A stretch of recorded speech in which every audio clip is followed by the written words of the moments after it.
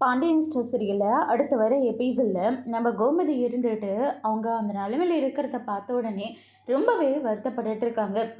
நாங்கள் யாருக்கு என்ன பாவம் பண்ணாங்கன்னே தெரியல, எங்களுக்கா இப்படியெல்லாம் நடக்கணும். ஐயோ, என் புருஷன் எப்படி இருக்காரோ, என் பிள்ளைங்க எப்படி இருக்காங்களோ, பாம்பை பாலூட்டி நடு வீட்டுக்குள்ளே வச்சுருந்துருக்கனே அப்படின்னு சொல்லிட்டு கோமதி ரொம்பவே ஃபீல் பண்ணிட்டு இருக்காங்க. திடீர்னு அவங்களுக்கு நெஞ்சு வலிக்குது.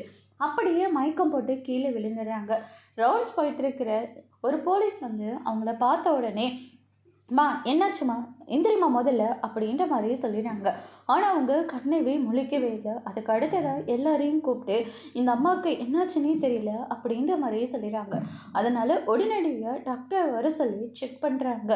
இவங்க எதுவுமே சாப்பிட காணோம். அது மட்டும் இல்லை, சுகரும் ஹை லெவலில் போயிருக்கு. இவங்க டேப்லெட்டை எடுக்க காணோம் அப்படின்ற மாதிரி சொல்லிடுறாங்க. இதெல்லாம் கூட அந்த இன்ஸ்பெக்டர் பார்த்துருக்க மாட்டாங்களான்னு சொல்லிட்டு ரொம்பவே கோவப்படுறாங்க ஜெயிலர் வந்து. அதுக்கு அடுத்ததாக பாண்டியன் கிட்ட போயிட்டு, உங்கள் மனைவிக்கு திடீர்னு உடம்பு முடியாமல் போயிடுச்சு, மயக்கம் போட்டு கீழே விழுந்துட்டாங்க, அதனால் நாங்கள் ஹாஸ்பிட்டல் அட்மிட் பண்ணியிருக்கோம் அப்படின்ற மாதிரியே சொல்லிடுறாங்க. இதை கேட்ட பாண்டியன் வந்து பயங்கரமாக ஷாக் ஆகுறாங்க.